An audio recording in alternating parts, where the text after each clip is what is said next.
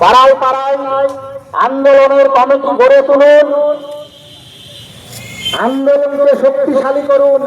একদিন আমরা জয় নিশ্চয় সুনিশ্চিত করব। এই বলে আমি আমার সংক্ষিপ্ত বক্তব্য এখানেই শেষ করলাম। ইনকিলাব জিন্দাবাদ, নাগরিক অধিকার সুরক্ষা মঞ্চ জিন্দাবাদ।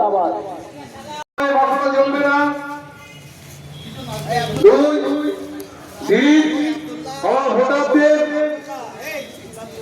যাদের নাম ট্রাইব্যুনালে রয়েছে, ব্লক স্তরে ট্রাইব্যুনাল বসিয়ে দ্রুত তার নিষ্পত্তি করতে হবে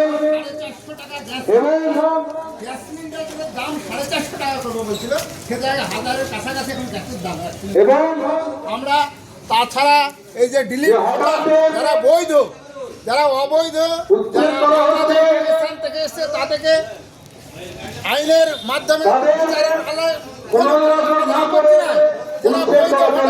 ভোট দিয়ে আসছে তাদের ট্রাইব্যুনালে আর কতদিন থাকবে?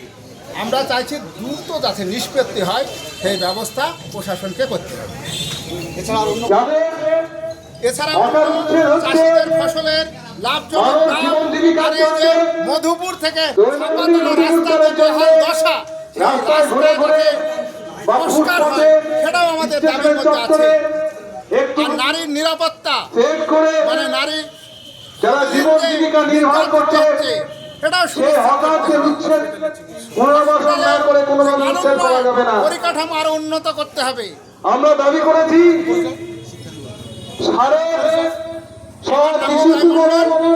এই যে নাগরিক অধিকার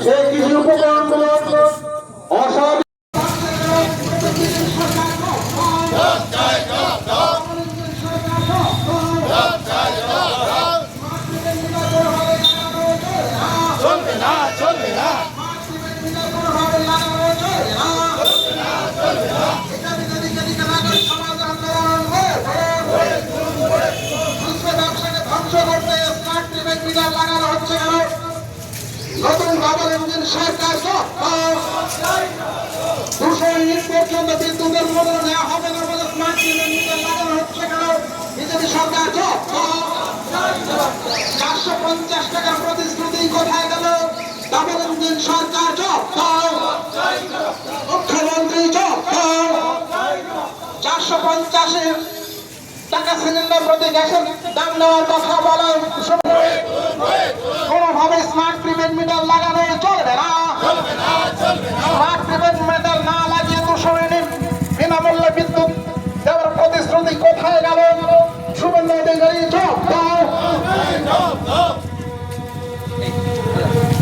নাগরিক অধিকার বঞ্চিত স্মার্ট মিটার লাগানো চলবে।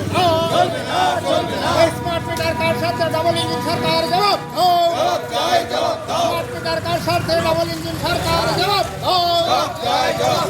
নাগরিক অধিকার সুরক্ষা বঞ্চিত ছাড়া হকার উচ্ছেদ করা চলবে না। ভোটারদের পুনরায় ভোটার তালিকায় নাম তুলতে হবে। বৈধ ভোটারদের পুনরায় ভোটার তালিকায় নাম তুলতে হবে। এই দাবিতে পাড়ায় পাড়ায়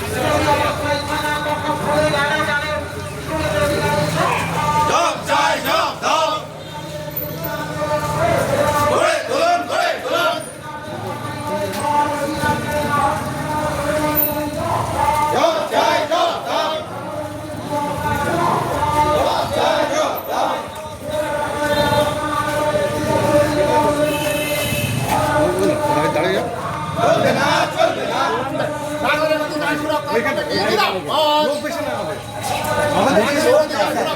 জিন্দাবাদ। স্মার্ট মিটার লাগানো চলবে না। স্মার্ট মিটার কার স্বার্থে ডবল ইঞ্জিন সরকার দেব। স্মার্ট মিটার কার স্বার্থে ডবল ইঞ্জিন সরকার দেব। ভোটারদের পুনরায় ভোটার তালিকায় নাম তুলতে হবে।